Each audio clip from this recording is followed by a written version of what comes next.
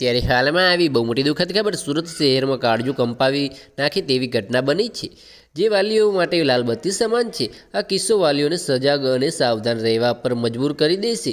સુરતના ઉગોના railway station પર એક બાંધકામની સાઈડ પર અંડરગ્રાઉન્ડ પાણીની ટાંકીમાં પડી જતા લોકો દોડી આવ્યા હતા।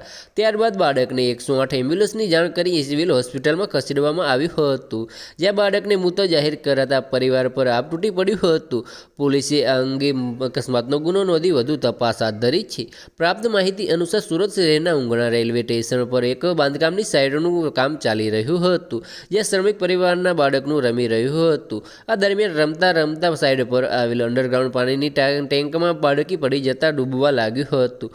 આ અંગે આસપાસના લોકોને જાણ થતાં બાળકને બહાર કાઢ્યું હતું અને ત્યારબાદ 108 એમ્બ્યુલન્સની જાણ કરી સિવિલ હોસ્પિટલ ખસેડવામાં આવ્યું હતું, જ્યાં હાજર ડોક્ટરની ટીમે મૃત જાહેર કરાતા શ્રમિક પરિવાર પર આપ તૂટી પડ્યું હતું। બસ આજ માટે આટલું જ, અને અમારી યુટ્યુબ ચેનલ પર નવા હોય તો લાઇક, શેર અને સબસ્ક્રાઈબ કરી દેજો। ધન્યવાદ।